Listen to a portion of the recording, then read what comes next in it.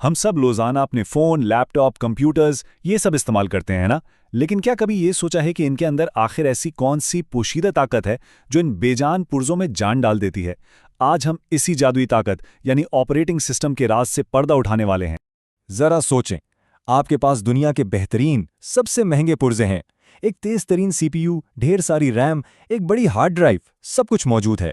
ये बिल्कुल एक शानदार ऑर्केस्ट्रा की तरह है जहां हर साज अपनी जगह पर है, लेकिन कोई म्यूजिक नहीं, बिल्कुल खामोशी। सब एक इशारे का इंतजार कर रहे हैं। तो आखिर वो कौन सी चीज है जो इस खामोश ऑर्केस्ट्रा को एक जबरदस्त सिम्फनी में बदल देती है? इसका जवाब एक मास्टर कंट्रोलर में छुपा है। देखें, ये सारे पुर्जे एक दूसरे से जुड़े तो हैं, लेकिन इनमें हमाहंगी कौन पैदा करेगा? इन्हें एक मास्टर कंट्रोलर की जरूरत है, बिल्कुल एक ऑर्केस्ट्रा के कंडक्टर की तरह। एक ऐसा कंडक्टर जो हर पुर्जे को बताए कि उसे क्या करना है और सबसे अहम कब करना है। तो आज हम क्या क्या जानने वाले हैं। सबसे पहले तो हम इस मास्टर कंट्रोलर से मिलेंगे, फिर देखेंगे कि इस कंडक्टर के जिम्मे क्या क्या काम है। उसके बाद ये समझेंगे कि हम कंप्यूटर से बात कैसे करते हैं। फिर हम देखेंगे कि हर काम के लिए अलग अलग ओएस क्यों होते हैं। और आखिर में हम ये देखेंगे कि ओएस को असल में कंप्यूटर पर डाला कैसे जाता है। चलें, तो अब वक्त आ गया है कि हम अपने इस खामोश ऑर्केस्ट्रा वाले मसले का हल जानें और उसके कंडक्टर से मिलें।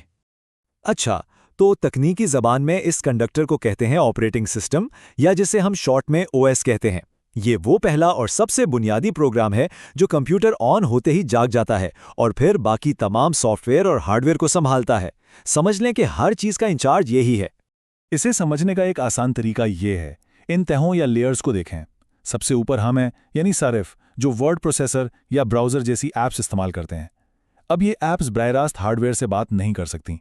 यहीं पर ऑपरेटिंग सिस्टम एक पुल, एक ब्रिज का काम करता है। ये हमारी ऐप्स की दरख्वास्तों को हार्डवेयर की ज़बान में तर्जुमा करता है। इसके बगैर सोचें, हमारा वर्ड प्रोसेसर कभी प्रिंटर से बात नहीं कर पाएगा और ना ही हमारा ब्राउज़र इंटरनेट चला पाएगा। तो ये ऑपरेटिंग सिस्टम कोई ख्याली चीज़ नहीं है। हम सब रोज़ाना इसे इस्तेमाल करते हैं, भले हमें उसका एहसास हो या ना हो। चलें कुछ जाने पहचाने नामों पर नज़र डालते हैं। सबसे पहले तो है माइक्रोसॉफ्ट विंडोज़। कई दहाइयों से दुनिया भर के ज़्यादातर डेस्कटॉप और लैपटॉप कंप्यूटर्स पर इसी का राज है। फिर आता है एप्पल का मैकओएस। अपने स्टाइलिश डिज़ाइन और आसान इस्तेमाल की वजह से ये ख़ास तौर पर क्रिएटिव लोगों में बहुत मकबूल है। और ये है लिनक्स। सर्वर्स और टेक्निकल माहिरीन की दुनिया में ये बेहद मकबूल है। इसकी सबसे ख़ास बात यह है कि ये ओपन सोर्स है, मतलब कोई भी इसके कोड को देख सकता है, इस्तेमाल कर सकता है और इसे मज़ीद बेहतर बना सकता है। और हाँ, मोबाइल फ़ोन्स को कैसे भूल सकते हैं। एंड्रॉयड, जो खुद एक ऑपरेटिंग सिस्टम है, दुनिया के करोड़ों स्मार्टफोन्स को चला रहा है। तो बात यह है कि ओएस हर जगह है, हमारी जेब से लेकर हमारे दफ्तर तक। अच्छा, तो अब हम ये तो जान गए हैं कि ओएस क्या है। अब देखते हैं कि ये असल में करता क्या है। ये एक ऐसे कंडक्टर की तरह है जिसके पास ढेर सारी जिम्मेदारियां हैं ताकि शो बगैर रुके चलता रहे। एक ओएस की जिम्मेदारियां बहुत ज़्यादा हैं। कंप्यूटर को शुरू करने, जिसे बूटिंग कहते हैं, वहां से लेकर यह फैसला करने तक कि कौन सा प्रोग्राम कितनी मेमोरी इस्तेमाल करेगा, सब कुछ उसके जिम्मे है। यह हमारी फाइलों को तरतीब से रखता है, प्रिंटर जैसे बैरूनी आलात को कंट्रोल करता है और तो और सिक्योरिटी का भी ख्याल रखता है, यानी ये तय करता है कि कौन सा यूज़र किन चीज़ों को इस्तेमाल कर सकता है। चलें 1 मिनट के लिए प्रोसेस मैनेजमेंट को समझते हैं। कभी सोचा है कि एक ही वक्त में गाने कैसे सुन लेते हैं, इंटरनेट पर कुछ सर्च भी कर रहे होते हैं और साथ में कोई फाइल भी डाउनलोड हो रही होती है? ये सब ओएस का कमाल है। वो सीपीयू के वक्त को इन सारे कामों में इतनी तेजी से बांटता है कि हमें लगता है सब कुछ एक साथ हो रहा है। इसी को तो मल्टीटास्किंग कहते हैं। ठीक है, तो हमारे पास ये ज़बरदस्त कंडक्टर है जो सारे काम कर रहा है, लेकिन हम यानी यूज़र इसे अपनी हिदायत कैसे देते हैं? ये सारा काम होता है यूज़र इंटरफेस के जरिए। कंप्यूटर से बात करने के ना 2 बड़े तरीके हैं। एक है कमांड लाइन इंटरफेस यानी CLI। यहां आपको कमांड्स टाइप करने पड़ते हैं। ये बहुत तेज और पावरफुल होता है, लेकिन इसके लिए आपको कमांड्स याद रखने पड़ते हैं।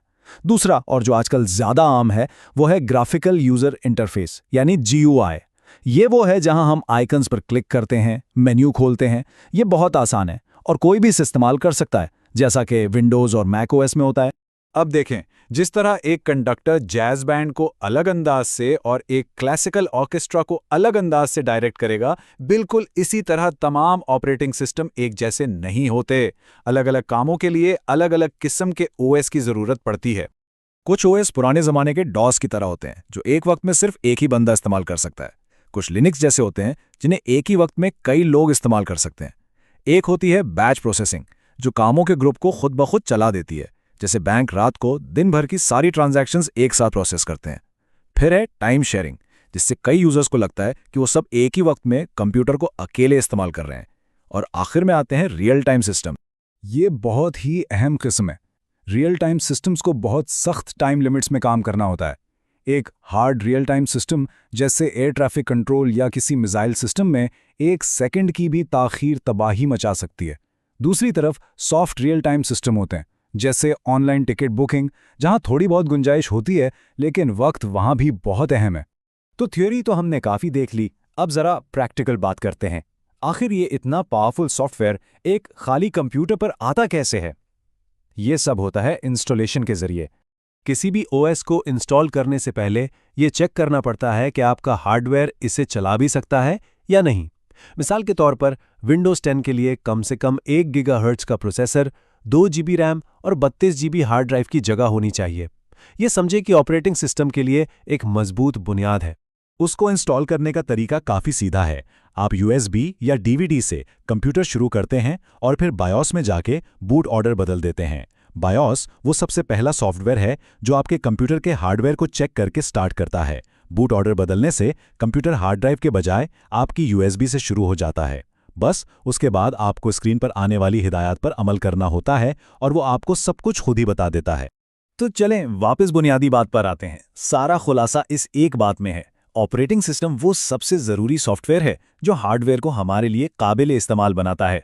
ये हमारे और मशीन के बीच एक मुतरजम का काम करता है और खामोशी से बैकग्राउंड में हर चीज़ को संभालता रहता है।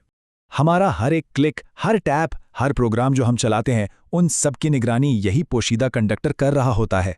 यही वो ताकत है जो हमें टेक्नोलॉजी के जरिए हैरत अंगेज चीज़ें बनाने, बातचीत करने और बहुत कुछ हासिल करने के काबिल बनाती है। तो सवाल ये पैदा होता है कि इस ताकत के साथ हम अगली कौन सी शानदार सिम्फोनी तख्लीक करने वाले हैं।